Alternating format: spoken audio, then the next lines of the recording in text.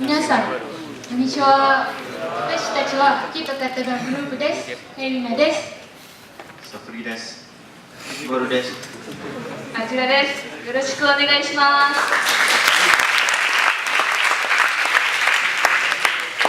今日は私たちは日本の浄水の技術について発表したいと思います。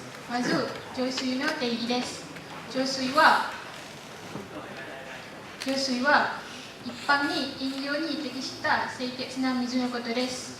また、減水に適切な処理操作を加える正常化行為も浄水と言います。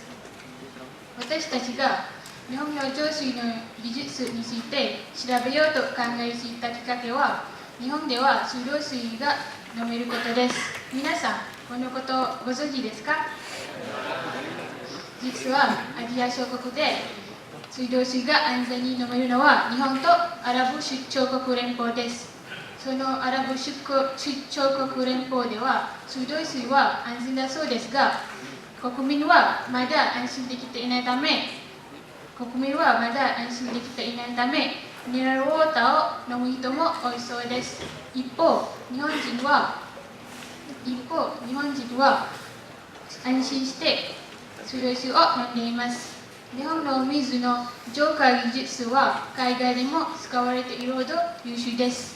このことから日本は水質汚染が少ないことが分かりました。次は目的です。私たちの調査の目的は、日本の水質汚染の問題を解決した技術を明らかにしたいと思います。皆さん、そもそも何が水の汚染を起こしているのでしょうか？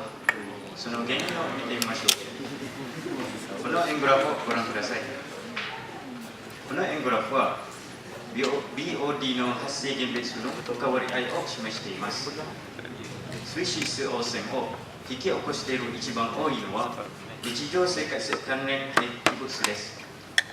人間の排泄物や台所、風呂といった日常生活関連廃棄物は半分のグラフを示しています。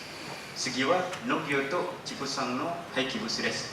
農業で使った殺虫剤や除草剤はほとんど湖や川に流れたので水が汚染されました。次は工場などの廃棄物です。工場で使った化学物質は水に流されたので水が汚染されました。最後は残りの 10% は山林などの廃棄物です。はい、次は水質汚染の悪影響です。水質汚染によっていろいろな病気が発生しました。まず、水俣病です。この病気は熊本県で始まりました。それは神経系を与える有毒な病気です。水俣病と新潟水俣病も同じですが、起こるところが異なりました。次は痛い病です。この病気は富山県の神社川で始まりました。人が水を触ると痛い気持ちを感じるという病気です。最後は四日市の喘息です。次は皆さん、このテーブルをご覧ください。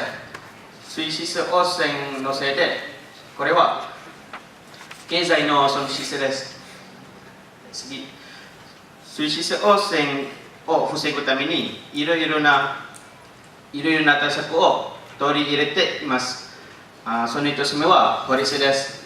1958年に2つの法律が紹介されました。それは水質管理法と産業排水規制法という法律です。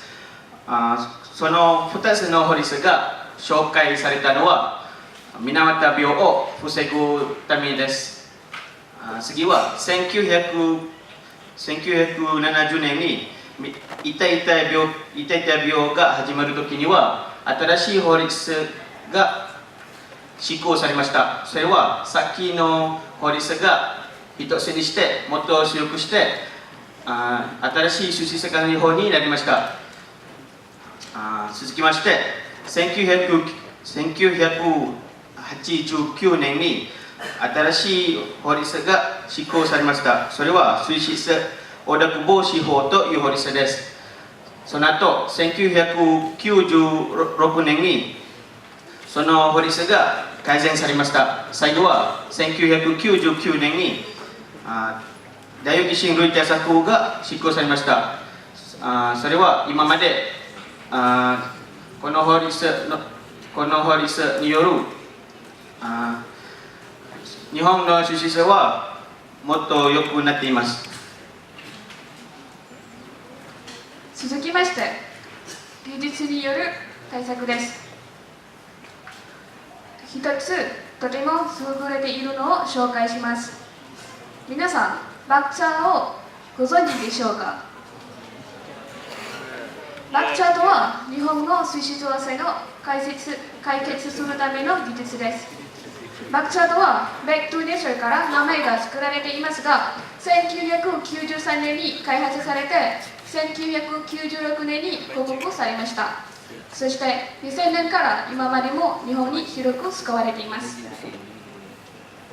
バクチャーには正常な水の中の生態系を作るために役に立ちます。正常な水中の生態系は何かというと、この絵をご覧ください。皆さん、水の中に有機物が多ければ多いほど水質汚染が起こる恐れがあるのをご存知ですね。そこで有機物の分解を早くすると、この問題は解決できるはずです。そのため、有機物を分解するためにバクテリアといった微生物が必要です。そこでバクチャーの役割も必要です。なぜかというと、バクチャーは微生物を活性する働きがあります。そしてこの微生物は魚などの餌となり、理想的な食物連鎖ができました。それではバクチャーパウダーは本当に効果があるのでしょうか？ RBC という会社が岡山池に行った検査を見ていきましょう。左側のグラフでは岡山池にバクチャーパウダーを散布して各等間ごとを BOD の値を示したグラフです。右側のグラフでは池の透明の水位を示したグラフです。このグラフを見ると BOD の値がどんどん上がっていて、池の透明の水位がどんどんBOD の値が下がっていて、透明の水位がどんどん上がることが分かります。これがこの検査により行った変化です。この検査によるとバクチャーパウダーは本当に効果があるのは証明されました。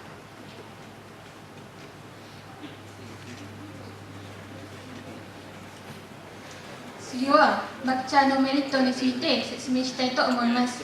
まず短期間で目に見える効果が現れることです。そのバクチャーパウダーは水に入れると 1週間後に透明な水が見えます。そして副作用なく安全です。それは自然の物質からできるためです。外来微生物などの異物の投入もありません。また低コストで効果が長持ちです。なぜかというと、一度池などの中にそのバクチャーパウダーを入れると1年間できれいな水が保全できるからです。次は考察です。私たちが考えた考察は2つあります。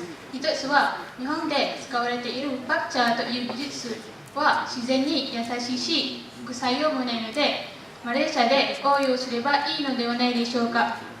もう一つは、マレーシアでは日本と同じような水質保全のための法律がありますが、効果があまり見られませんでした。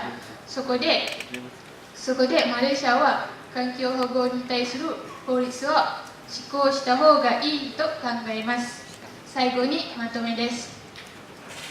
日本の浄水について調べたところ、日本は水質汚染の問題を解決するために大変努力し、効果的な法律や技術などの対策を取り入れていることが分かりました。これは参考文献です。これで発表は以上です。ご清聴ありがとうございました。